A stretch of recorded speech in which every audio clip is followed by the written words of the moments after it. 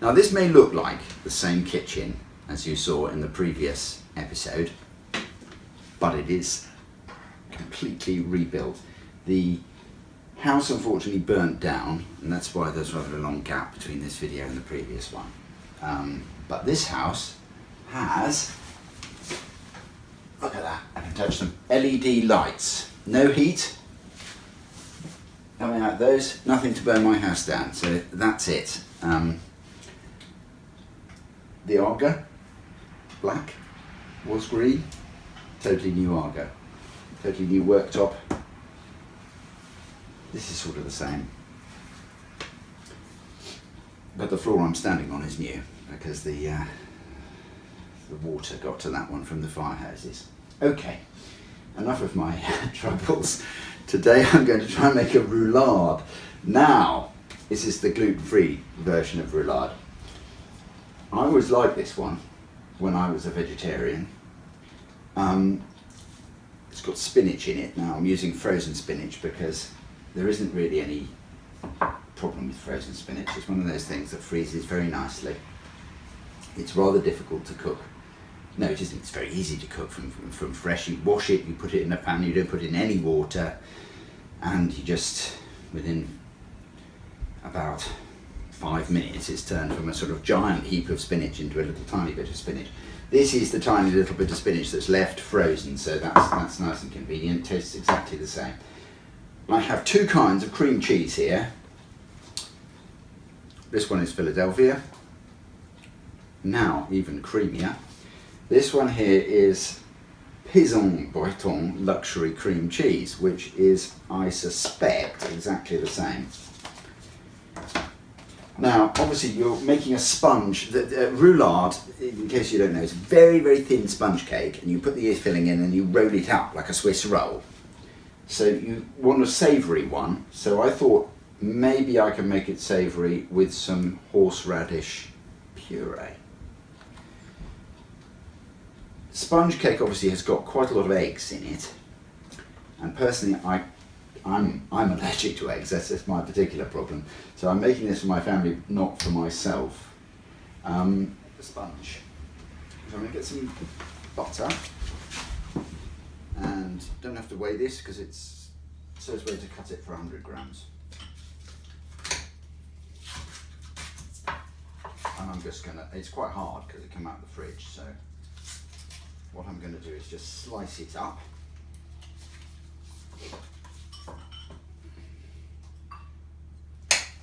Make it easier to blend together. Now obviously if you're making a normal sponge cake you'd be blending it with sugar, but I haven't got any sugar here, so I don't know how this is going to work. It's going to be exciting. I'm going to have to blend it straight with the eggs just as it is.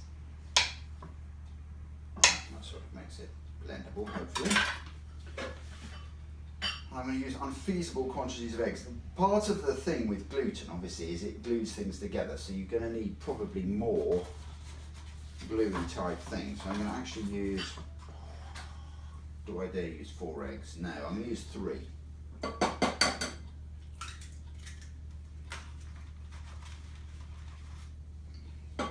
Medium-sized free-range eggs. Actually, free-range eggs aren't free-range at the moment because there's a kind of disease spread by wild birds, which they have to keep all the eggs, all the hens covered. Otherwise, because if they come into contact with the droppings of wild birds, then they'll get this disease. So this is complete failure, actually, to be quite honest with you. Right. I'm going to move straight on to putting in the, that just doesn't work. The sugar is obviously a vital bit of that. Well, all right, 100 grams, 200 grams of this. 200 grams. 200 grams of this.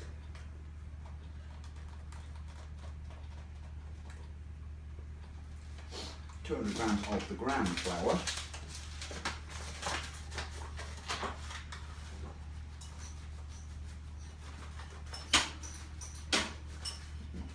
Surprisingly much gram flour over here. Right, so hopefully this will make it blendable. I'm going to have to add some water as well, aren't I? Clearly. This exciting thing that a man in the market in some cathedral town, I forget which one, we got sold this exciting, well, I was informed it worked, it doesn't seem to be working very well. It's a bit of the horseradish,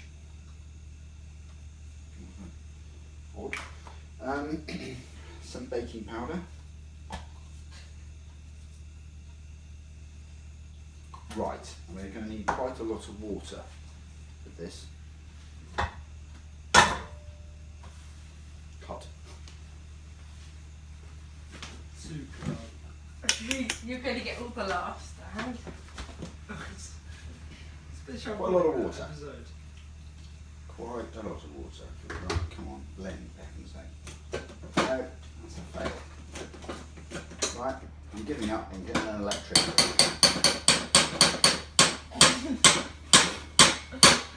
Oh, Right. Cut again, gonna get the electric whisk. There,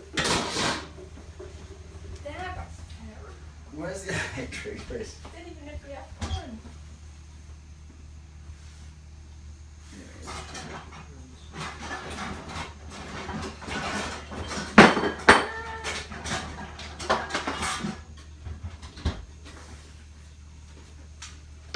Wait, can you just wait for my Coke toast to toast?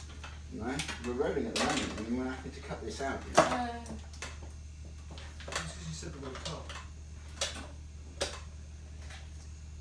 Right. Right, here we go.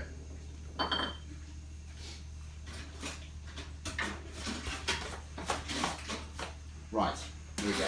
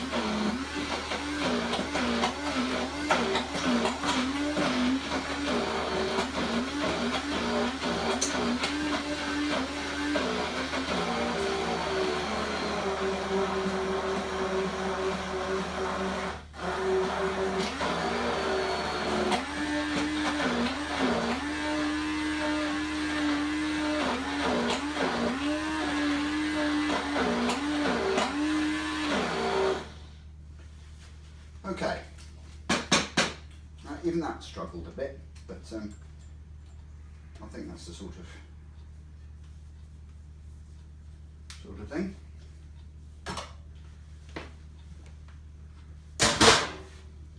So I'm going to take a tin.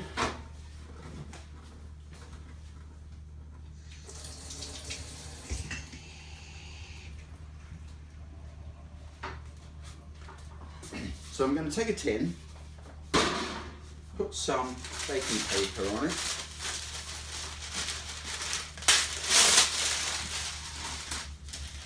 put some baking paper on it,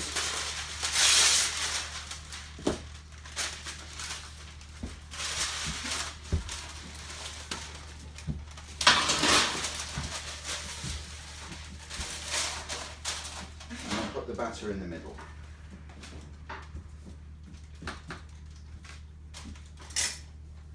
Spread her out.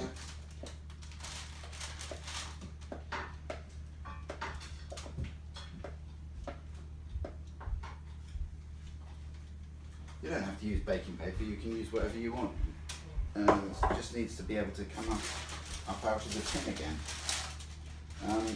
And B, obviously, as I'm going to roll it up, vaguely oblong in shape.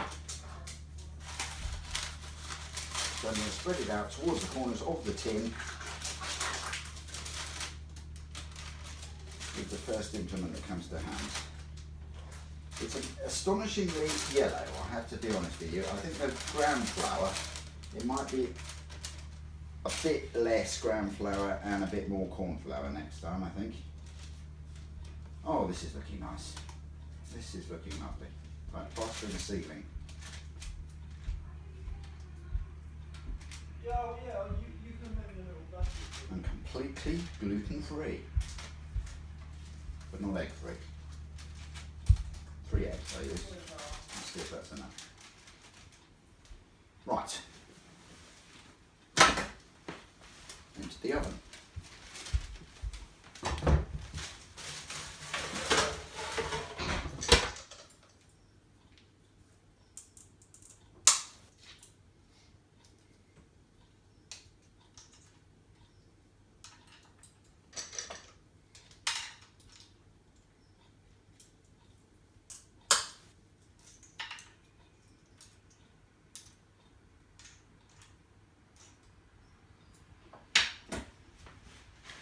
Right, now we're going to take it out of the oven.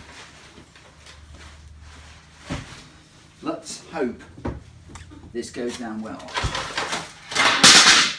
Yay! Take that off the floor. So there it is in its paper. So far so good. Nope, that's not the way to do it. Quite what is the way to do it, we're about to find out. Here you are. Whoa, yes. Very nice. Very, very nice indeed. I think what I'm going to do is just tear the paper.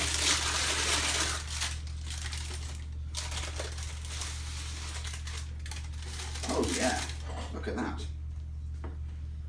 I think this will go down very well. Nice plate, and there's a little bit of spinach peeping out. What could be nicer, and what could be more gluten-free? Okay, let's cut it. Let's see that beautiful spiral shape in all its glory. Okay, here we go. Oh, perfect. Stop sniggering. Look at that. Look at that. That's pretty good. Pretty good. Right.